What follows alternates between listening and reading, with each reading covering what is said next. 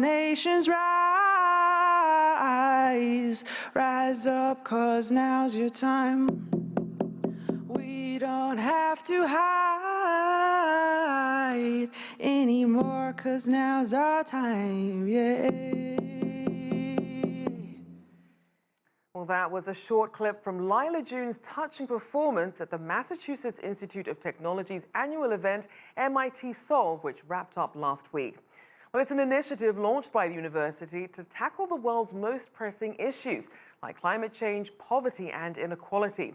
And every year, they identify 4 particular concerns that need addressing. They then invite the world's brightest innovators and form social impact teams to find solutions to those problems. They're then put into an incubator program to develop those ideas. The 2019 finalists will be receiving over $1 million in funding, and they'll be presenting their projects on the sidelines of the United Nations General Assembly in New York. Well, over the next couple of days, we'll introduce some of the solvers whose projects are already underway. But first, let's hear more from the woman overseeing this ambitious program. While in Boston, I caught up with Alexandra Amouyel.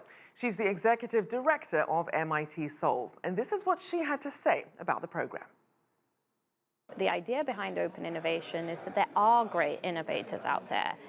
There's 7 billion people around the world, and everyone is an innovator in some shape or form, and that the people have figured out great solutions to the world's challenges at a community level, maybe at a national level, and that we have a solver team in Benin who's using underwater robots to manage invasive sea urchin populations to help sea kelp grow back, which is very important in sort of climate change and coastal erosion.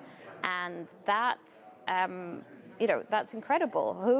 Who would have known that there was such an innovator in Benin? And so being able to uncover these innovators and showcase that it isn't just in Kendall Square, which is where MIT is, it isn't just in Silicon Valley, it isn't just in the centers we know where there are technologists and innovators already, but it's all around the world.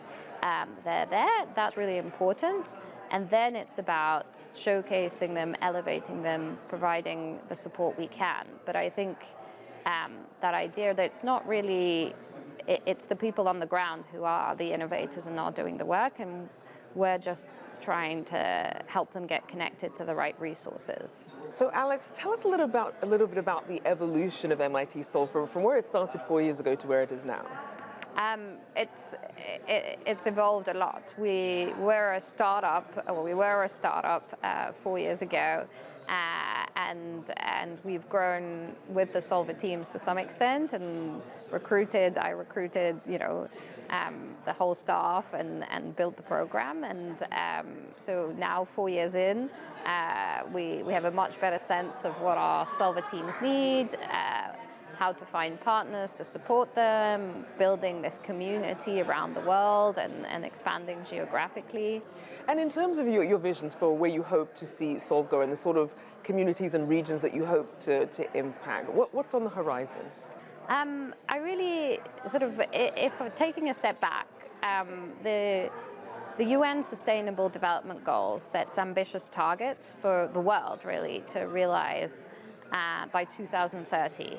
Ending world hunger, eradicating extreme poverty, gender equality. There's 17 of them. These are ambitious targets, and people talk a lot about them. And they talk also a lot about the funding gap. There's $2.5 trillion per annum estimated funding gap to achieve this. We're really, really far away, therefore. And that gap isn't really reducing dramatically. And so I definitely think we need, corporations, foundations, governments to put in a lot more money to commit to solving these problems and to get serious about climate change and health and education.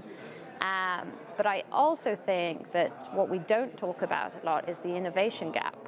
I don't believe personally that even if we had $2.5 trillion just appears in the world, and that we're going to solve these problems with the solutions that we have today. We have to invest in early stage innovators and early stage innovations to find the new solutions that are going to solve these challenges and achieve the SDGs.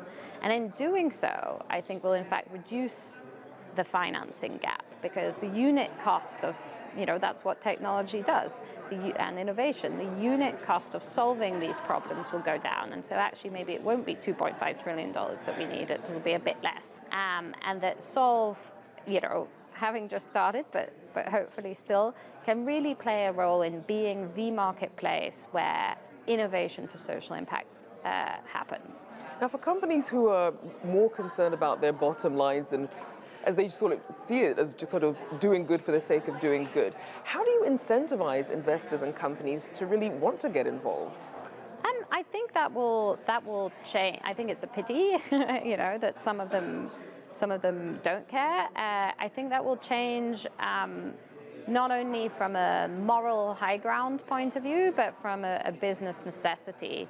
The consumers are, and especially millennials and the new generation, are asking more and more for products that consider at the minimum safety and good labor practices, and but more and more good environmental practices, and a lot more of thinking about environmental and social impact.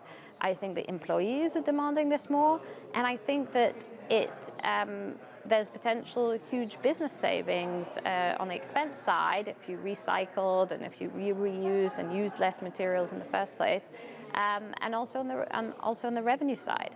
And I think it's difficult when you think about time horizons, when you're looking at quarterly earnings versus when you're looking at a 30-year, 50-year, 100-year time frame. Do you think, when you're a pension fund, therefore, and you have billions or trillions of dollars of pensioners' money to invest, you should be thinking in 30 or 50-year time horizons? Do you think that climate change is going to be an important factor, both in, on a yes, it is, there's no question. So you need to be investing, taking climate change into account.